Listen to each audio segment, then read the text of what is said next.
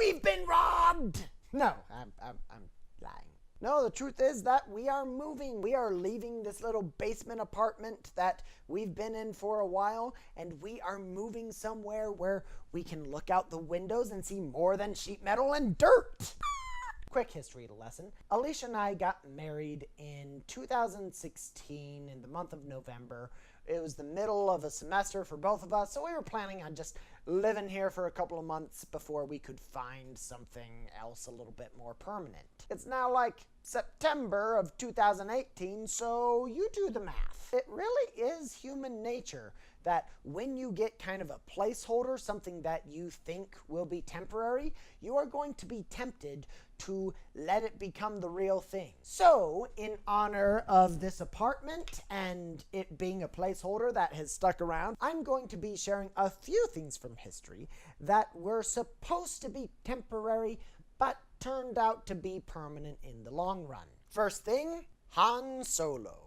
Harrison Ford will be in many people's minds synonymous with being Han Solo, but as many a Star Wars buff would know, Harrison Ford was kind of like accidentally cast. Harrison Ford was having a really hard time being an actor in his early 30s. And his main job had actually been like carpentry at the time that Star Wars was being cast. George Lucas was doing this unusual form of auditions in which rather than auditioning each individual character one by themselves, he would get groups of possible people for the roles and see how they all interacted with one another. They had 5 groups in total, 5 Lukes, 5 Leias, and only 4 Hans. So an old buddy of his brought him in to just kind of read lines with the other Luke and Leia, and they liked him so much that they ended up hiring him. Good call, George Lucas. While we're talking about fictional characters,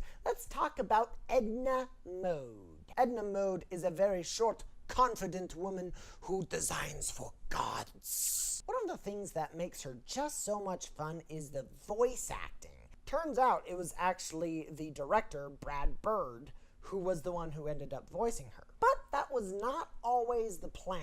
Apparently, it's common practice in animated films for people who are working on the films to voice the characters in a rough draft. Brad Bird had a very particular vision about how Edna should be, so he did the voice. He kept on going through all these different voice actresses, some of the ones who he had extended offers to when they heard his recordings actually turned down the role because they're like, I can't voice her as funnily as you can.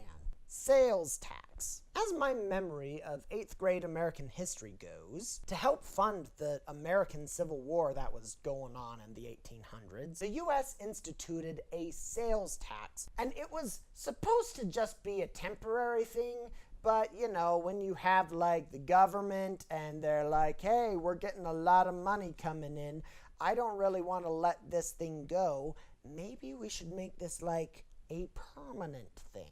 Next, let's talk about Bill Murray's son, Homer. The first time that Bill Murray's wife was pregnant, he wanted to call the lump in her belly something, but he didn't really want to, like, give it a real name, because, you know, when they found out that it was a girl, he's like, hey, you know what? I can name that little lump in the belly Homer, after, like, Homer Simpson's little belly. And so all throughout the pregnancy, he's like, hey there, Homer, how you doing? The day of the delivery came, and the baby turned out to be a boy. And in the delivery room, Bill Murray's like, Homer? And the baby kind of turned its head towards him. Well, he's already got a name that he responds to, so let's just call him Homer. Man, I spend a lot of time thinking about movies and Hollywood and stuff.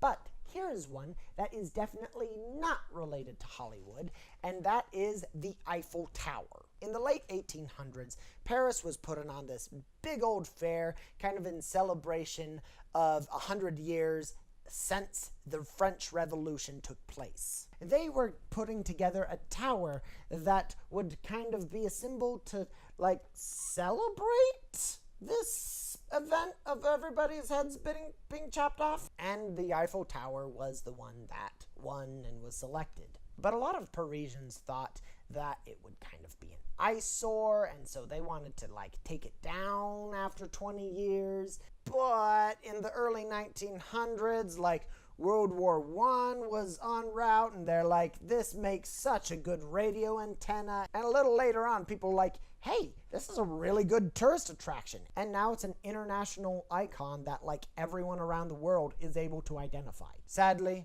it is at this point in the show that I need to tell you that there is a very important character that is leaving the show. This bookshelf. As wonderful as a backdrop as it has been for the last several months, Alicia doesn't want it anymore, and we don't really have place for it in our apartment. So, anyways, that is my list. What are some things that you have had in your life that you thought were going to be temporary, but turned out to be more permanent? Leave them in the comment section down below, and I will see you next week. Mwah!